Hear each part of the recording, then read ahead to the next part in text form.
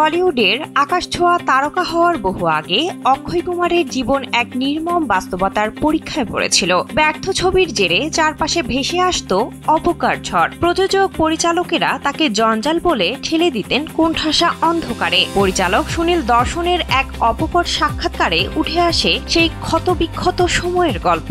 অতুলনীয় পরিশ্রমী অভিনেতা অপমান সইতে সইতে একদিন প্রকাশ্যেই ভেঙে পড়েন। চোখের জল আর শক্ত মুখোশ ঢেকে রাখতে পারেননি তিনি। স্যান্ডেলিনা সো, রূপচর্চায় আভিজাত্য।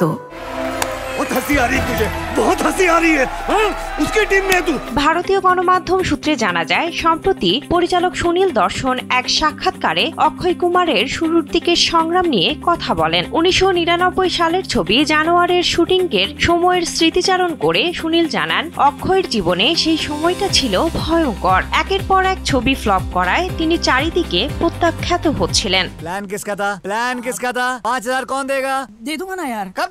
সুনীল বলেন, এই সময়টায় অক্ষয়ের জীবনে ভয়ঙ্কর একটা সময় চলছিল। সব জায়গায় ধাক্কা খাচ্ছিল, ওকে বারবার রিজেক্ট করা হচ্ছিল, উপহাস করা হচ্ছিল। আজ ইন্ডাস্ট্রিতে যারা বড় নাম, সেই বড় বড় পরিচালক প্রযোজকেরা তখন বলতেন অক্ষয় মানেই জঞ্জাল। তিনি আরো জানান, সে সময় অক্ষয়ের জনপ্রিয় ছবি ধারকানের কাজ থেমে গিয়েছিল এবং হেরাফেরি ছবির শুটিংও পেছানো হয়েছিল। তবে এই নির্মাতাদের নাম প্রকাশ করেননি সুনীল দর্শন।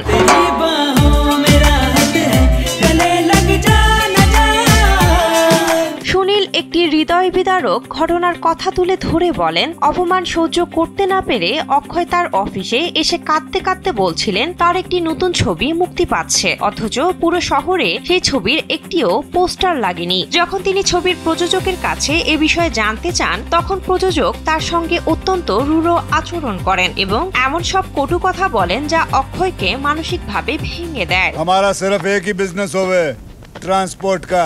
कहाँ का बिजनेस होवे? ट्रांसपोर्ट का। बीच में ना बोल। অক্ষয়ের এমন মনোবল ভাঙা অবস্থায় সুনীল দর্শন সিদ্ধান্ত নেন যে তিনি অভিনেতাকে সমর্থন করবেন। ঝুঁকি নিয়ে তিনি সেই সময় মুম্বাইয়ের সবচেয়ে দামি স্থান জুহু সার্কেলে জানোয়ার ছবির বিশাল বিলবোর্ড লাগানোর ব্যবস্থা করেন, যেখানে শুধু অক্ষয়ের ছবি ছিল। मैं जो बोल रहा हूँ ना, हिंदी में बोल बस। বিনোদন ডেস্ক, কালবেলা। और दूसरा भाग्यवान।